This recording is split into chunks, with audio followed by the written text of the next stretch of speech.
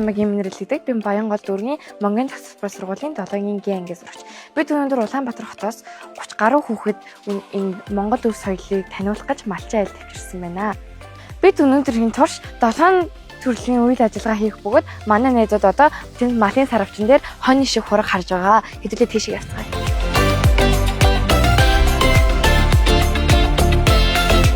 Бид сая Монгол гэрт цагаан эдэн амсан бол одоо энэ малын сарвчинд хонь шиг хурагтайгаа танилцж байна.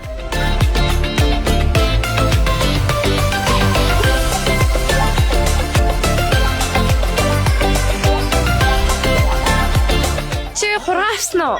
Хараагүй. Яачихгүй. Юу чи хурганда нэр өгсөн үү? Нэр өгсөн. Юу гэж нэр өгсөн? Баримташ. Яагаад тийм нэр өгсөн? Яа энэ дээр нэг толтой яхаар нэг тэрийг магтаж одоо тэгээд цагаан байсан болохоор гурил гэдэг. Тэгээд гурилтай шиг хэлсэн. Чи ишгэндээ нэр өгсөн үү? Ишиг нэ хурганда? Аха. Ямар нэр өгсөн? 50 хар. 50 хараа. Одоо маскын задлчихсан. Яагаад 50 хараа гэдэг нэр өгсөн? Анх олсон чи ингээд бүр амар ингээд 50 зогтохгүйс ах уу. Тэгсэн чи одоо ингээд зогтох. Тийм үү? 50 хар нь унтах болж байна уу? Арай л болоог бах уу. Энэ одоо унтах ямар ч шийдэж авахгүй. За баярлалаа. Манай хүмүүс ер нь юу ишиг хургандаа үнэхээр содон нэрнүүд өгсөн байна. Миний бодлоор хамгийн содон нэр нь тэр гоймын төшөл байлаа. Энэ хөтөлбөрийг яг яах гэж яг хүүхдүүдэд ямар мэдлэг олгох гэж санаачсан бэ? Одоо орчин үед ялангуяа хүүхдүүдийн бүлий гэж ихсэж байгаа тийм.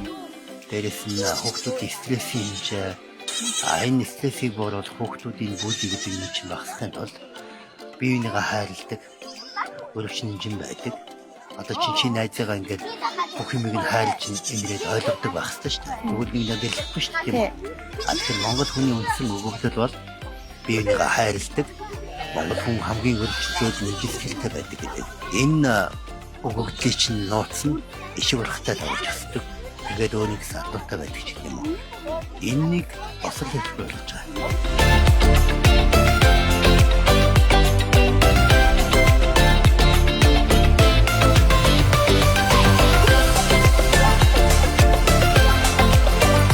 Бидний 3 дахь хүртөө ямаас ах. Чи анхудаага ямаас аж үзсэн үү? Үгүй 2 дахь байгаа. Тийм үү? Ямаас ах яг ямар байна? Сони ингээд нөгөө мөмн амарсны. Тийм үү? Ямаас ах нь ямар очиртай юм бол? Ямаа саана гэдэг нь ямаа маань болохоор одоо бид чинь сүгийн саагаад одоо цагаан идэ боловсруулах тийм. Эсвэл одоо ишгэн сүгөө барахгүй саана. Сайлын журмаар саана нэг сайлын ямаа гэж байгаа, ноолрын ямаа гэж байгаа, махны төлийн ямаа гэж байгаа тийм. За хүүхдүүд бол бид нар болохоор одоо яг ингээд ямаа саах, ишгэн бүхүүх тийм. Ураг ишгтэй танилцуулахыг нэг гоё ажил хийж байгаа. Хүүхдүүд ямааг сайн сааж байна уу? Хүүхдүүд ер нь бол анхандаа бол аюу айгаад тийм. Гар хүрч чадахгүй тэгээ ер нь бол саагаас орчиж байна.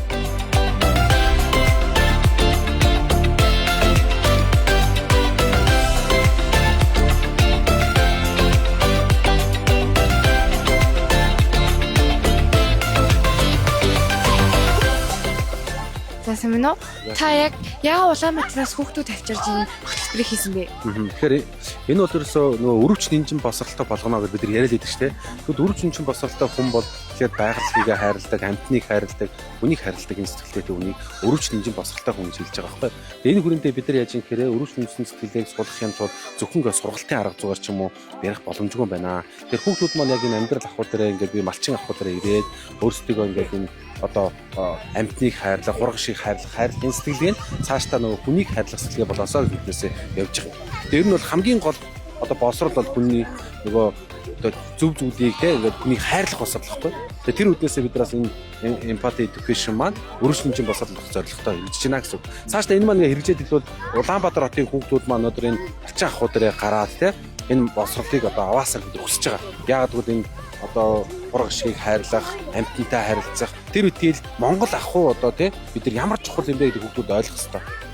Малчин хүн мянган мэрэгжлийн эзэн гэж шүү дээ. Цаг агаарыг хараад маргааш одоо бороо орох юм байна. Монгол малчин гэдэг энэ ахуй чинь бидэрт аль хэдийн босролыг өгсөн байгаа байхгүй юу? Энийг тэр үедээ хүнийг хайрлах, малчин хүн бүртэл амьтныг хайрлах энэ босрол өөрөө бас хамгийн чухал юм аа.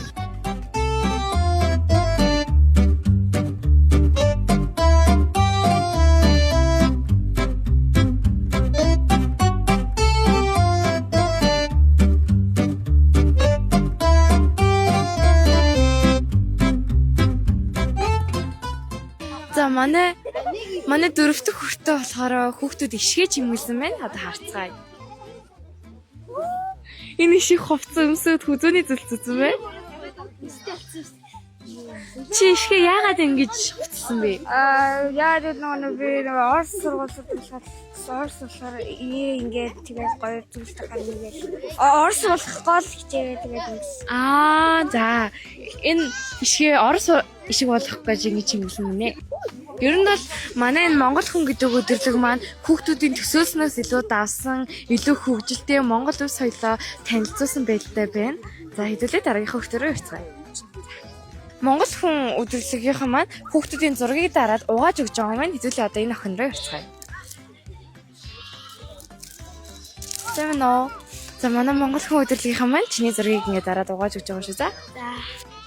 Ийм зургийг дарж өгсөн байна. Бас бүгднтэй хамт даруулсан.